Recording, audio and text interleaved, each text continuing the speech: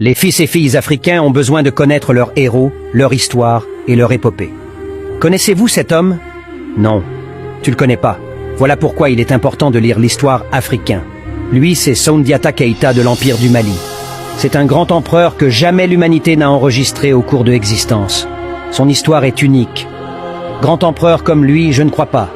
Pour l'Afrique, plus précisément en Afrique de l'Ouest, il était le sauveur que le peuple mandingue attendait à son époque, car le peuple mandingue était réduit en esclaves. Ce peuple manquait de tout, mais ce peuple savait un jour, le fils digne du sang mandingue viendra les sauver dans la misère, de la torture et de l'esclavage. Cette histoire riche nous révèle que l'Empire du Mali a été la première royaume à reconnaître les droits et les devoirs de l'homme sur la terre. Miracle, donc Afrique connaissait les droits de l'homme. Je vous signale ceci, le noir connaissait les droits et devoirs de l'homme il y a de cela des milliers d'années avant même la Révolution française. Vous verrez tout ça bientôt sur mon compte. Suivez l'intégralité de l'épopée mandingue dès demain. Faites partager cette vidéo et sois actif sur mon compte pour ne rien manquer de Soundiata Keïta et l'Empire du Mali. En attendant, je te demande qui est ton grand héros africain. Je suis Soundiata Keïta, l'empereur du Mali. J'étais le dernier l'espoir du peuple mandingue à mon époque. Voici mon histoire. Mais avant de commencer, mettre cette vidéo dans tes favoris et n'oubliez pas de partager. Avant tout, j'ai une question pour vous. Croyez-vous à la destinée? Moi non plus, je ne croyais pas. Jusqu'à le jour où ma mission qui était tracée par un prévoyant fut aboutir. Mon fils, le destin est inévitable. Je suis né le 20 août 1190 à Niani, dans l'ancien royaume mandingue. Mon père était un roi, il s'appelait Naré Magane Konaté, et ma mère était Sogolon Condé. Elle était la femme la plus laide physiquement, mais très humble et intelligente. Mon père avait une autre femme, au fait c'est ma mère qui était sa deuxième. Je sais, vous allez me demander pourquoi le roi peut-tu marier une femme laide. Je vous explique ce que ma mère m'a dit. Un jour, un divin était venu faire la prédication à mon père disant ceci: mon grand roi, un jour, une femme laide et bossue te donnerait un fils. Ce fils sera un grand roi. Alors, déjà marié à sa première femme, mon père ne croyait pas un seul mot de cette histoire.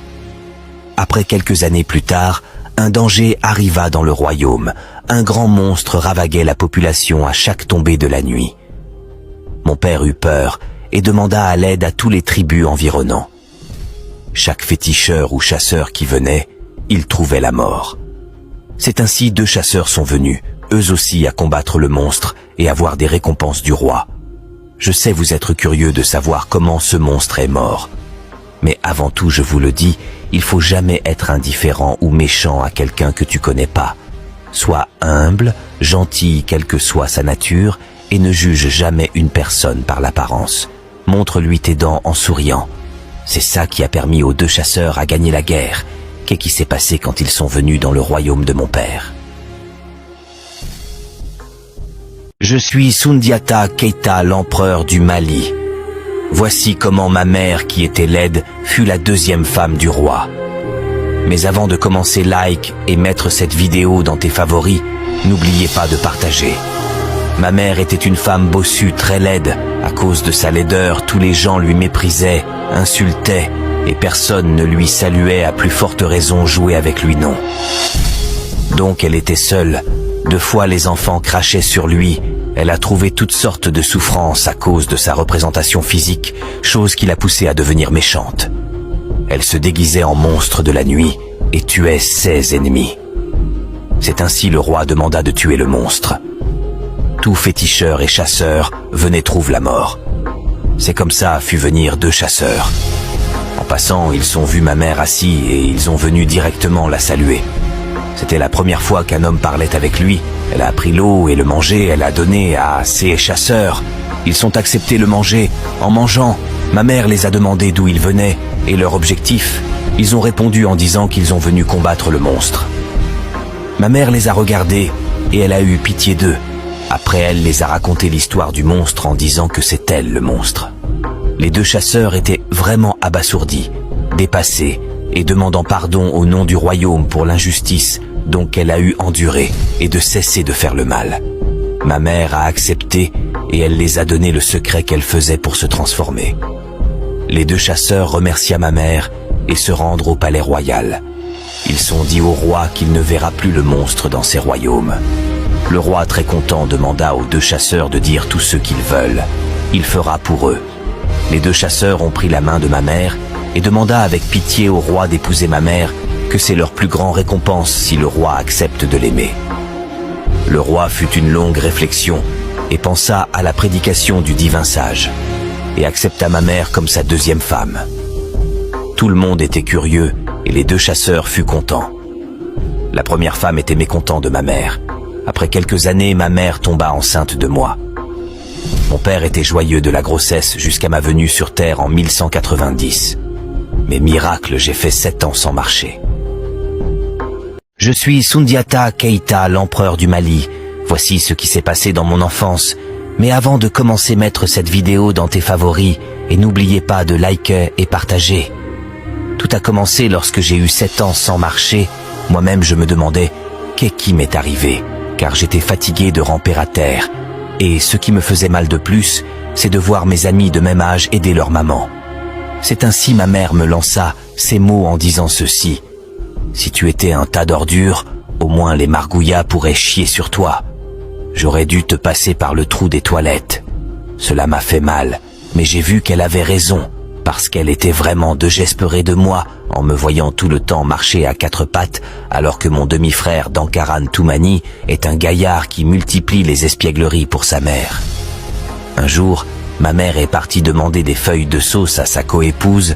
Ce dernier a dit ceci à ma mère. Ce n'est pas un enfant mais un excrément que tu as mis au monde. Ma mère pleura et m'accusa d'être la cause de ces humiliations. Cette fois-ci, c'était trop. J'ai décidé de me lever ce jour à tout prix. Tout le monde était curieux, les griots chantaient, j'ai pris 2 gros bâtons, tous ces 2 bâtons étaient cassés. Et j'ai demandé la canne de mon père appelée le bâton royal, je me suis dressé sur mes jambes, j'ai commencé à marcher, j'ai décidé d'accomplir le fabuleux destin que les devins ont promis. Comme mon père, je deviens vite un grand chasseur, je suis parti arracher un baobab et j'ai planté ça devant la maison de ma mère. Maintenant, toutes les femmes venaient plaider ma mère pour avoir les feuilles. Je faisais beaucoup de miracles, même moi je me demandais comment cela est-il arrivé. Mais, mes enfants, je vous le dis, un don est un miracle que personne ne peut justifier. Après quelques années, mon père trouva la mort, mon frère devient roi par force. Sa mère et mon frère commença à nous torturer. Écoutez la mort du Shaitan, comment il va mourir, et quand il va mourir. Vous avez forcément entendu le hadith dans lequel le prophète Mohammed, paix soit sur lui, dit que le jour du jugement viendra que lorsque le soleil se lèvera de l'ouest. Donc lorsque le soleil se lèvera de l'ouest, Shaitan, Iblis, se mettra à genoux et dira « Oh Allah, pardonne-moi, aujourd'hui quiconque la personne tu désignes, je suis prêt à me prosterner devant lui. » Alors ses disciples se réuniront et diront « Oh Iblis, que fais-tu ? Jusqu'aujourd'hui, on ne t'a pas vu prosterner, mais qu'est-ce que tu fais aujourd'hui ?» Alors Iblis dira « Le soleil s'est levé de l'ouest, c'est l'annonce de ma mort. » Puis il dira encore « Aujourd'hui, quiconque la personne tu désignes, je suis prêt à me prosterner devant lui. » Et je vous rappelle que dans un hadith, le prophète Mohammed, il a dit que quand le soleil se lèvera de l'ouest, le pardon de personne ne sera accepté. Les portes de la repentance seront fermées. Ensuite, quand l'ange de la mort aura donné la mort au monde entier, et que quand aucun être humain ne sera vivante, et que chaque chose qui respire aura goûté le goût de la mort sur la terre, et que rien ne restera, à ce moment le seul qui restera à mourir sur la terre, ça sera Shaitan Iblis. Et quand Shaitan verra l'ange de la mort, il plongera dans la terre et ressortira de l'autre côté de la terre. Et devant lui se tiendra l'ange de la mort.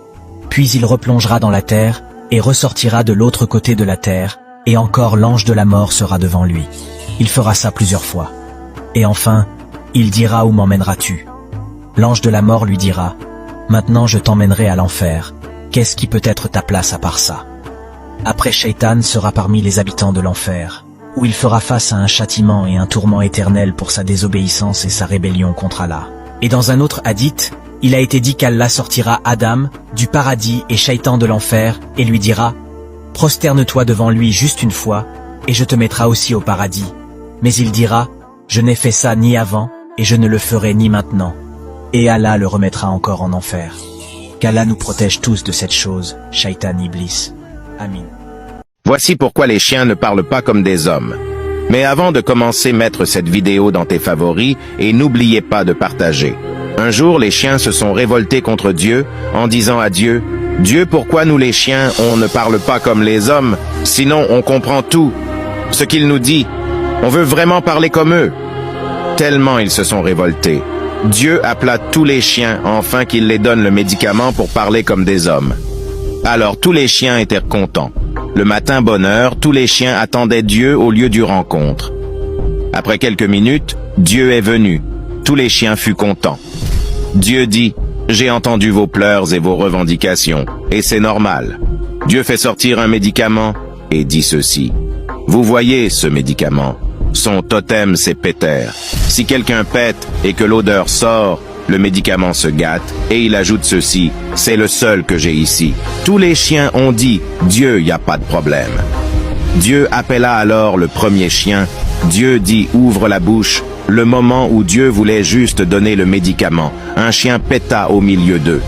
L'odeur était trop. Dieu demanda à tous les chiens, qui a pété? Qui a pété? Comme personne ne répondait pas. Dieu dit alors de trouver l'intéressé. Car ce dernier n'aura plus de médicaments. Ils se sont commencés à s'accuser entre eux. Chacun sentait l'anus de l'autre pour trouver le coupable. Dieu les laissa et dit, « Si vous trouvez le coupable, je reviendrai vous donner les médicaments. » C'est pour cela, à chaque rencontre entre deux ou plusieurs chiens, la première des choses, ils commencent à sentir l'anus de l'autre. Au fait, jusqu'à présent, les chiens continuent à chercher le coupable. Et 2 fois même, c'est ça qui est à l'origine de leur bagarre. Leçon de morale. Méfiez-vous de certaines personnes dans vos attroupements, car une seule personne peut freiner votre chant. L'Afrique a besoin d'un héros. Connaissez-vous cet homme? Lui, c'est le président burkinabé. Son nom est Ibrahim Traoré, né en 1988 à Bondokouy, Burkina Faso. Est un militaire et homme d'État burkinabé, chef d'État du Burkina Faso depuis le 30 septembre 2022. Au sein de l'armée, il porte le grade de capitaine. Le 30 septembre 2022, il renverse le lieutenant-colonel Paul-Henri Sandaogo Damiba par un coup d'État et prend la tête du mouvement patriotique pour la sauvegarde et la restauration. Âgé alors de 34 ans, il est le plus jeune chef d'État au monde. Mais vous savez, cet homme est sans doute un combattant de la liberté. Il n'a ni peur ni honte, il dit la vérité telle qu'elle se présente. Pour me justifier, je vous laisse écouter un petit passage lors de la rencontre entre Russie et Afrique. Les questions que mes générations se posent sont les suivantes, si je peux me résumer. C'est de ne pas comprendre comment l'Afrique, avec tant de richesses sur notre sol, avec une nature généreuse, de l'eau, du soleil en abondance, l'Afrique est aujourd'hui le continent le plus pauvre. L'Afrique est un continent affamé. Et comment se fait-il que les chefs d'État traversent donc le monde à mendier? Voici des questions que nous nous posons et que nous n'avons pas de réponse jusque-là. Nous avons l'occasion de tisser de nouvelles relations. Et j'espère que ces relations puissent être les meilleures pour donner un meilleur avenir à nos peuples. Pour ce qui concerne le Burkina Faso, aujourd'hui nous sommes confrontés depuis plus de 8 ans à la forme de manifestation la plus barbare, la plus violente du néocolonialisme, de l'impérialisme. L'esclavage qu'on tend encore à nous imposer. Je demande au peuple burkinabé de bien veiller sur ce président, car cette vérité fera mal aux grands puissants qui en retour vont faire quelque chose de négatif sur lui. Je l'aime vraiment. Vive l'Afrique, vive la révolution, vive au peuple burkinabé. Que le courage de Thomas Sankara, la persévérance de Nelson Mandela et la force d'Almami Samori Touré soient avec vous.